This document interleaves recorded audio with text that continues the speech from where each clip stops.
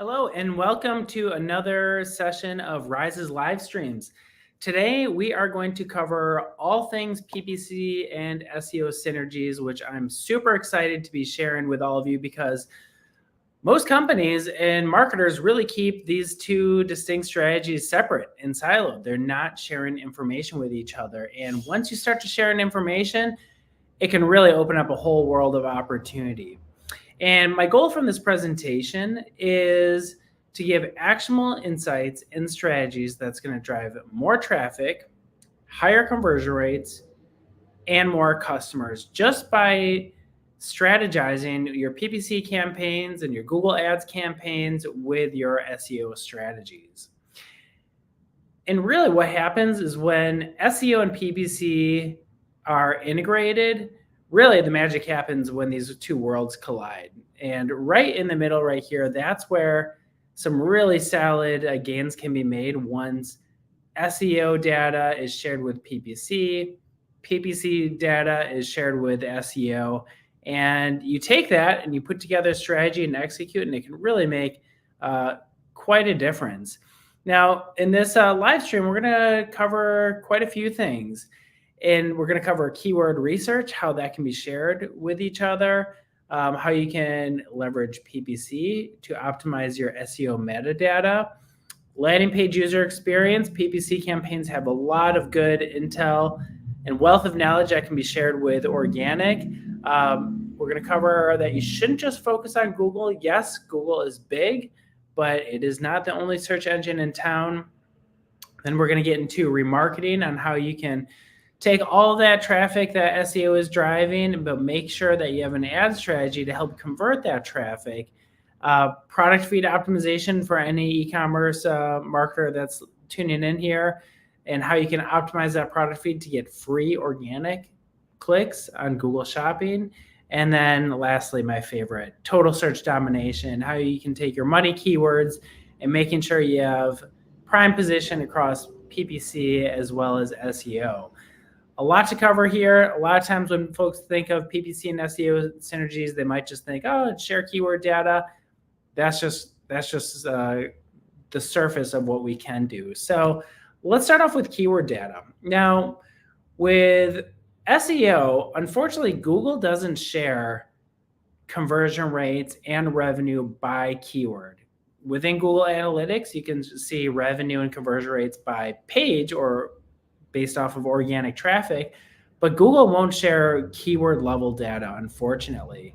But for all the Google ad marketers out there and PPC marketers, we have that data in Google Ads and Microsoft Ads, and you have the conversion rate by keyword, by search query, and that is just a treasure trove of data. And really what I like to think about that is get this type of data, pull, let's say 12 months of keyword data and search query data, and identify the keywords that have the highest conversion rates as well as revenue. And then what you should do is really SEO for these types of keywords and even focus your PPC campaigns on these. And I mention this because SEO takes a ton of resources. It just does. Doing your keyword research, you have to write quality content, you have to get the branding, and you have to get images all set, loop in your web developer to post on your website. If you're going to be doing SEO, might as well be focused on the keywords and types of search queries that are going to drive real customers and not just clicks to your site. So the first thing that you should do in your Google Ads campaigns, download all the keyword data, and look at the search term data and look at your top converting keywords. Those are the keywords that you should be focusing on. And for just to start off with paid search, what I would recommend to do is all of your best performing keywords, put them into their own campaigns because budgets are set at the campaign level. And so many times we see top performing keywords just buried away amongst several different campaigns. Why have them be hidden away? Put them in their own campaign so that way you have prime visibility into it and you can set a set budget for that just to make sure these are well funded, and because they're probably going to be driving 80% of your revenue. You also, since they would be in their own campaign, you can review auction insights just to make sure that you are focused on owning the space. As these Google Ads campaigns launched for your top keywords, always review the search terms. This is probably the most critical things with search campaigns that unfortunately a lot of marketers overlook, is they don't look at the search terms. And the search terms are the actual search queries that people are typing into Google that match to your keyword. Make sure that these search terms reflect the keywords that you're bidding on, and I would recommend to use exact match for these money keywords. And any keywords that are irrelevant, you can negate them. Create a negative keyword list at the account level or campaign level just to make sure that you're not mapping over to irrelevant traffic. And you can even take this a step further. So if you have all your top keywords into their own campaign, awesome. You can even implement a plus up strategy that some of our Google reps shared with us, and we're testing out with a couple accounts. And what a plus up strategy is, taking your top keywords, keep that campaign there, duplicate it, but then even have even more fine-tuned attributes of then also layering on top your top geos, top audience segments, demographics. And it's just another way to like really own that space, but then even for your target audience as well. So the key thing is with paid search is make sure that you have a core focus on those top performing keywords, and that these keywords are not just buried away amongst a bunch of campaigns, which unfortunately we see all the time. And then on the SEO side, very similar. If you know through paid that there's a subset of keywords that are driving the majority of your revenue, you should be focused on that for SEO. And I see this all the time where SEO kind of easy, where their main KPI is organic traffic. And I get it, that makes sense. That's kind of the purpose of SEO. But if traffic doesn't convert, what's truly the value of it? So take a list of all those top performing keywords from paid search, and then start to do some SEO on those keywords, so that way you can rise up the ranks, knowing that if you're ranking for these keywords on Google on organic, based off of your paid search experience, you will get conversions from that. For those keywords, build out content, work on your backlinks, and just do technical SEO on that. And SEO doesn't just stop on website, your Google business.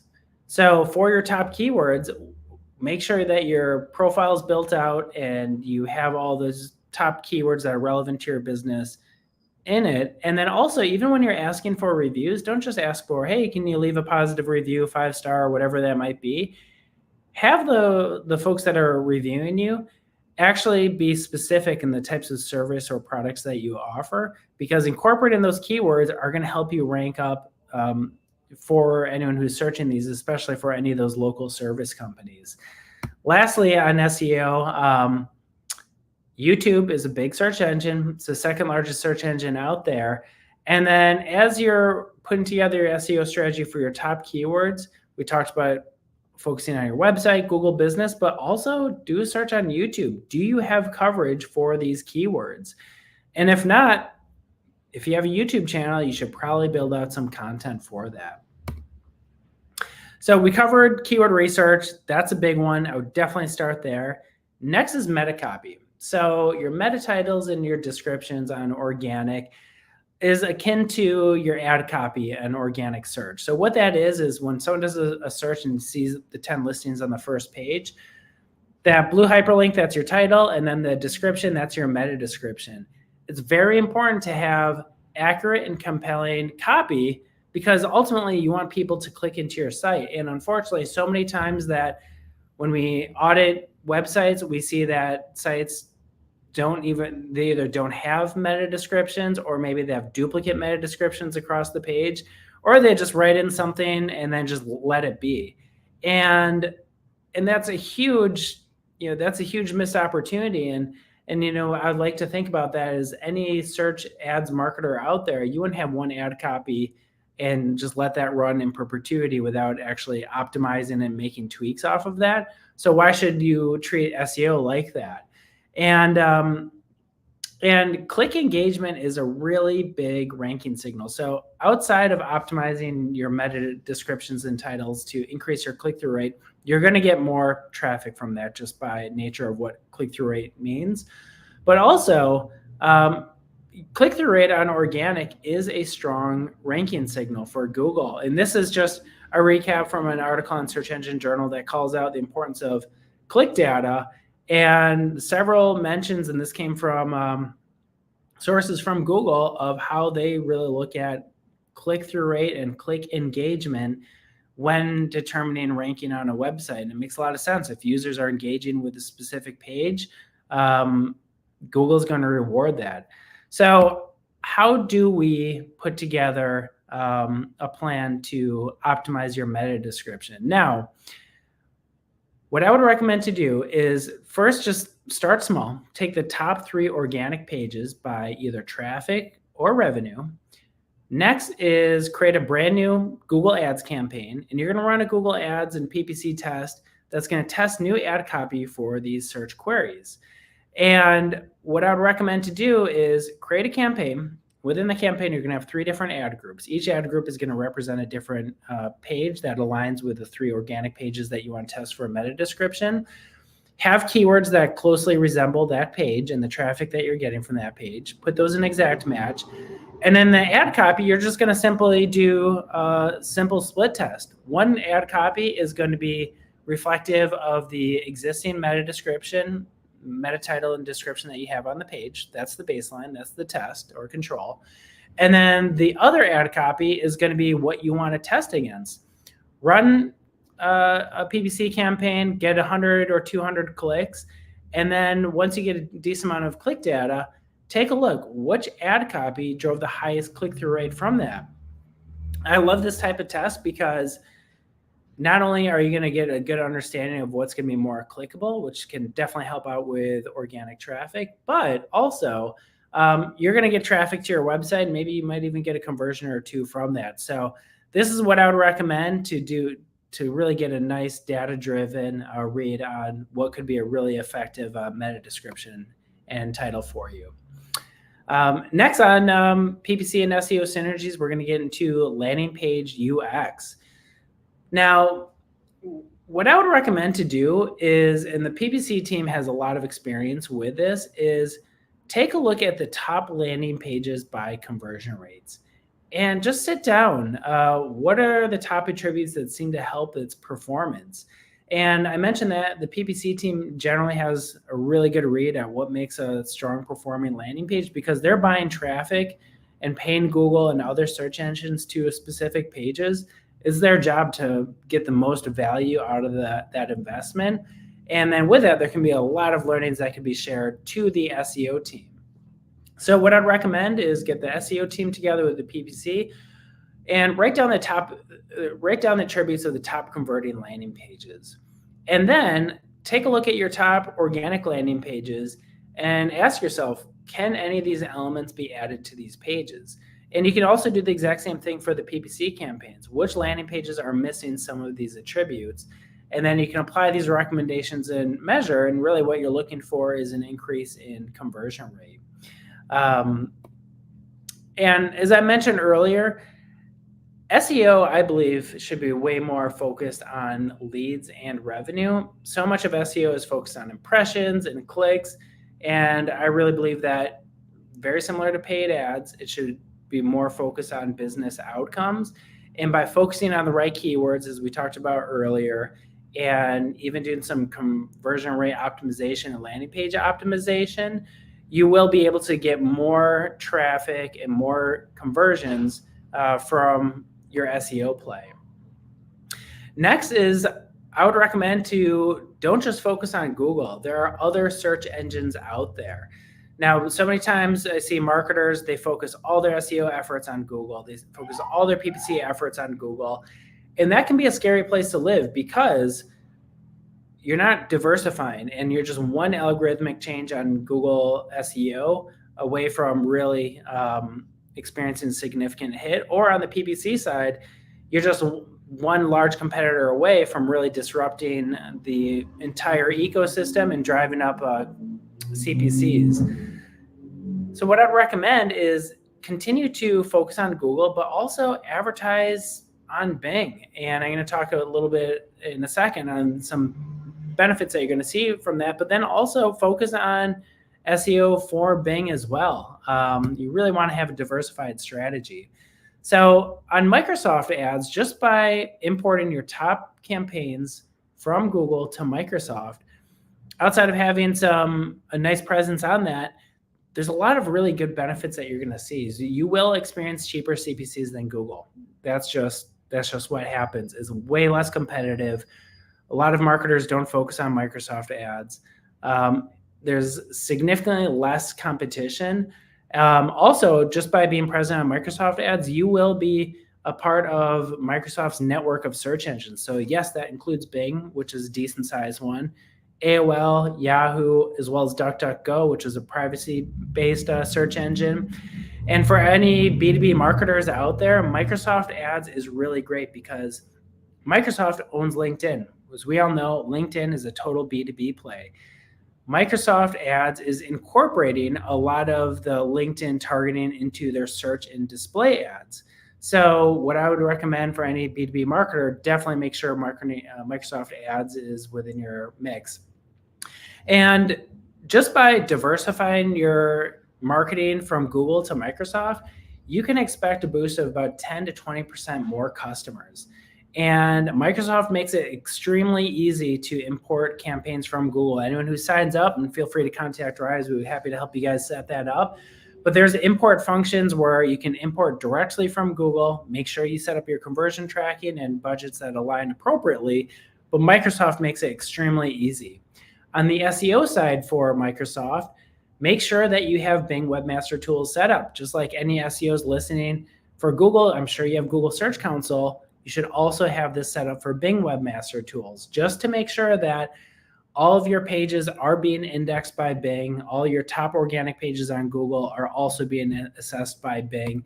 And Bing also has some helpful tools like Index Now, which is helpful functionality just to make sure that see how your site is ranking, and also making sure that all the pages that you create are pretty much uploaded to Bing in real time.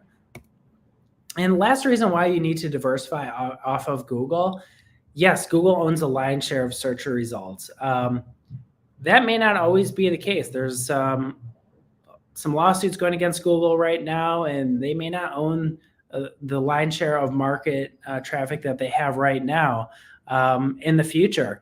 And also, there are so many other platforms that users do their research. I just talked about Bing.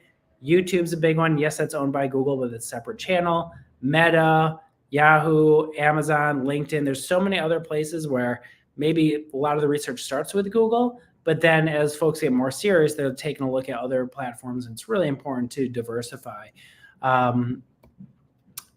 Next on the PPC and SEO synergies is we're going to talk about remarketing. Now, remarketing, for those who listen, and if you do ads, you know exactly what remarketing is. I think it's probably one of the most effective campaign strategies that were launched within the past 15 years. The ability to continue the conversation going with visitors that have left your site to get them back on and to convert. What you should be thinking about is how you can remarket your organic traffic with ads. So many times PPC marketers are just focusing on remarketing from their paid ads, but you should also have a remarketing strategy from your organic, because generally speaking, organic is more of a mid and upper funnel play of getting that traffic to your website. So what I would recommend is a couple things, is segment your audiences across your website. Don't just have a one-size-fits-all approach, and make sure that the call to action from your ad aligns well with the intent. So for example, if you're an e-commerce shop and you're driving a lot of traffic to your product pages, have a call to action to buy now and give them a promo code, because that's where they are. They're researching products, they're ready to buy. Maybe there's a holiday coming up. But if a lot of organic traffic is coming from more informational pages or educational pages, maybe they're not ready to buy now. They're just still researching. In that case, maybe your call to action would be to subscribe to your newsletter to learn more, or take them to another page that gets them a little bit closer to purchase. And making sure just having relevant ads for each audience is so incredibly important. As part of your remarketing strategy, don't forget YouTube. For anyone who has a YouTube channel, be mindful that you can remarket off this audience, and this is really big and helpful. So what you can do within Google Ads is link your Google Ads account to your Creator Studio and YouTube, and then you can actually create ads that will target anyone who's viewed videos from your channel or even subscribed, and that call to action should align with whatever the intent is. Maybe get them back onto your channel to watch more videos, maybe it's to subscribe, or maybe it's then to migrate them from YouTube and then go over to your site. But a lot of marketers totally miss this. They don't think that it's easy to connect those two together, and all the great organic views that you're achieving on YouTube can definitely benefit from some paid ads and make the most out of it. Next on PPC and SEO Synergies, and this is for all the e-commerce marketers out there that are tuning in.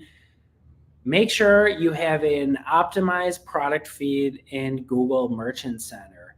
This is so incredibly important for any paid marketers. You know the importance of having an optimized product feed, or at least you should, because that is going to really help out your campaigns.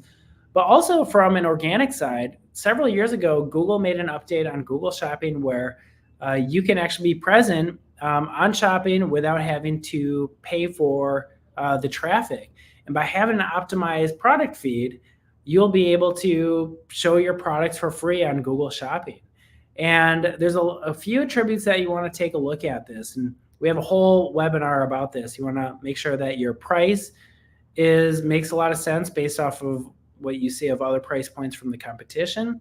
You want to make sure that your categories and subcategories are accurate. So many times when a product feed is created within Google, Google will just map it to whatever it thinks it's best. It's not always the right category or subcategory. And sometimes a product could be listed in multiple. In that case, you want to maybe even do some testing, test one product in a specific category for, call it a month, and then see how it performed, and then test it in a different category and see how it performs.